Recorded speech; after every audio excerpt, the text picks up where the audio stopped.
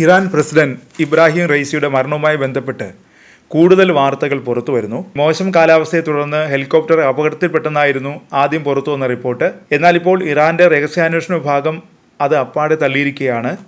റൈസിയും സംഘവും സഞ്ചരിച്ച helicopter പറത്തിയിരുന്ന pilot Israel ചാരസംഘടന മൊസാദിന്റെ ചാരനായിരുന്നെന്നും ഇയാൾ മൊസാദിന്റെ നിർദ്ദേശമനുസരിച്ച് റൈസിയെ കൊലപ്പെടുത്താൻ ഹെലികോപ്റ്റർ ഇടിച്ചിറക്കിയെന്നുമുള്ള ഞെട്ടിപ്പിക്കുന്ന വിവരങ്ങളാണ് പുറത്തുവരുന്നത്.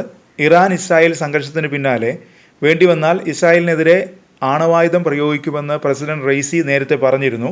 ഹൂതികളുടെയും ഹിസ്ബുള്ളയുടെയും ഒക്കെ പിന്തുണയിൽ ഇറാൻ തങ്ങളുടെ ആണവായുധ ശേഖരം പുറത്തെടുക്കാൻ ഒരുങ്ങുന്നുവെന്ന് മൊസാദിന് രഹസ്യ വിവരം ലഭിച്ചുവെന്നാണ് റിപ്പോർട്ട്. തുടർന്ന് ഇസ്രായേലും അമേരിക്കയും ചാരസംഘടനയായ CIA-യും അസർജൈബാനെയും കൂട്ടുപിടിച്ച് റൈസിയെ വകവരുത്താൻ പദ്ധതി തയ്യാറാക്കിയെന്നാണ് പുറത്തുവരുന്ന റിപ്പോർട്ടുകൾ പറയുന്നത്. പുതിയ റിപ്പോർട്ടുകളുടെ പശ്ചാത്തലത്തിൽ ഇറാൻ പരമാധികാരി ആയത്തുള്ള ഖൊമേനിയുടെ നേതൃത്വത്തിൽ യോഗം ചേരുന്നുണ്ട്.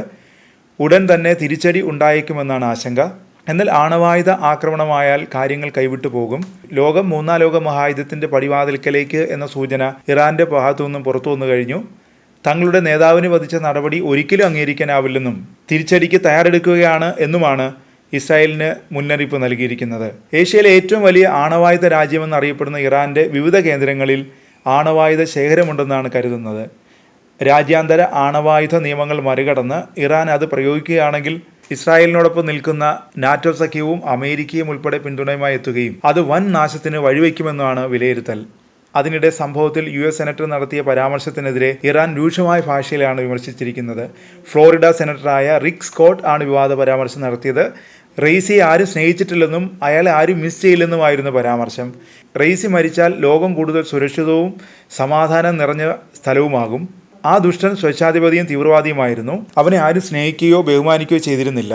അവനെ ആരും മിസ് ചെയ്യുന്നില്ല.